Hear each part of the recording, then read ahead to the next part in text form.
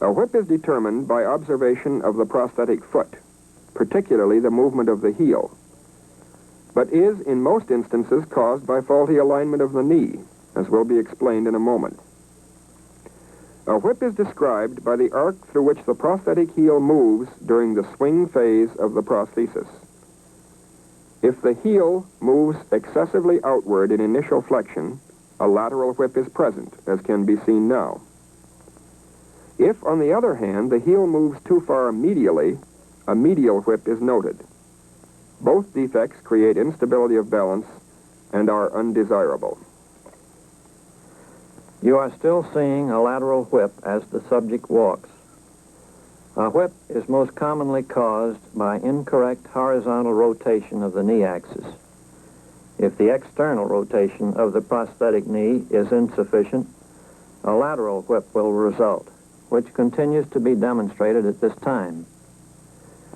Another cause of whips, but occurring less frequently, is a socket which is so tight that it reflects muscle action or stump rotation during the swing phase of the prosthesis.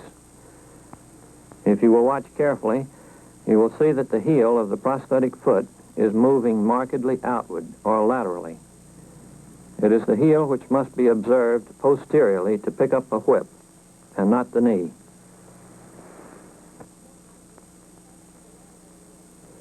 Now, in contrast to the lateral whip, we see the medial whip. Here the prosthetic heel is moving in the medial direction. In this instance, if you will observe carefully, you will see that the patient is almost kicking the medial malleolus of the normal ankle with the heel of the prosthetic foot. Again, we ask that you observe the movement of the foot of the prosthesis for determination of the presence of a whip. In the medial whip, which continues to be demonstrated, the prosthetic heel moves medially. If this type of whip is quite marked, it can contact the normal ankle and cause the patient to stumble. Either a medial or lateral whip, however, causes a disturbance in the patient's balance, making the gait insecure and slowing down the rate of ambulation. Whips such as you have seen and are now seeing occur much more rarely today because the adjustable leg is used for dynamic alignment. If a whip is present initially, it can be removed by proper placement of the horizontal knee axis, providing the socket fit is proper, and the correct alignment then transferred to the final prosthesis.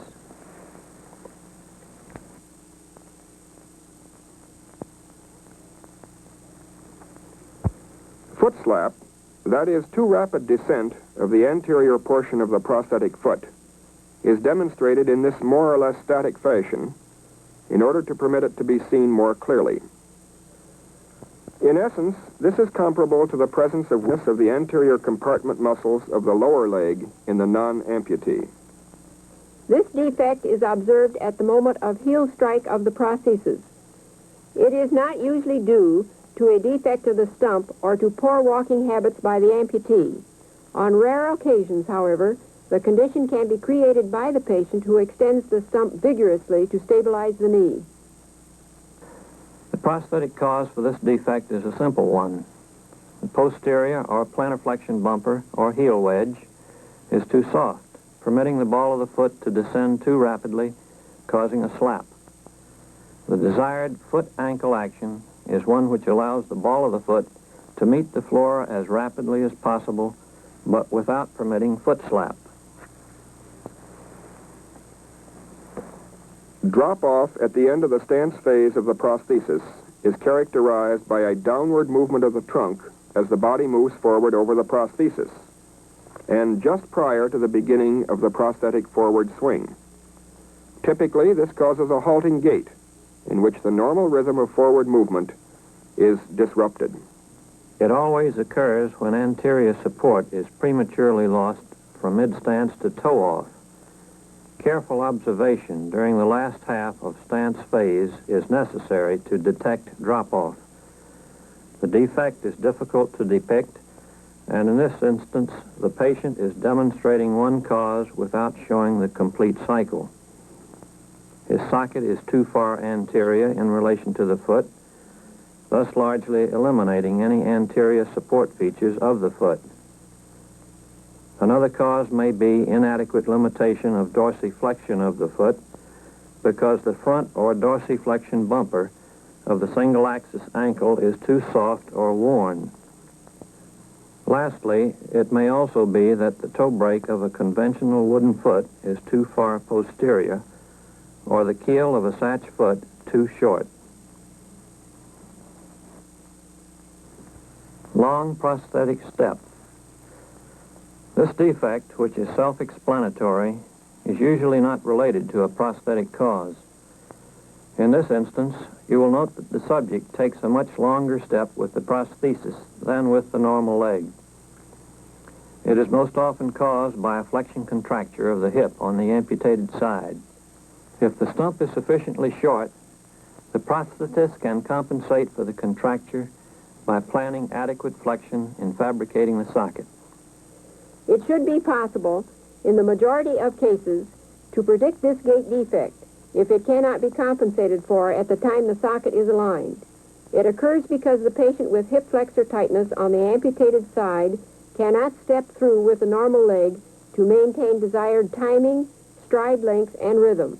The tightness of the hip blocks this. As a result of the long step with the prosthesis, the prosthetic knee is much too far forward, creating instability, and it is at this time that inadvertent flexion of the knee occurs. This is really the most important reason why hip flexor tightness should be avoided or eliminated if present. Here again, we see a defect which contributes to instability of the prosthesis, hence a gait with many undesirable characteristics, steps of unequal length and unsatisfactory rhythm. Each is in itself costly in the requiring of extra energy, the very factor which an amputee can least afford to expend needlessly.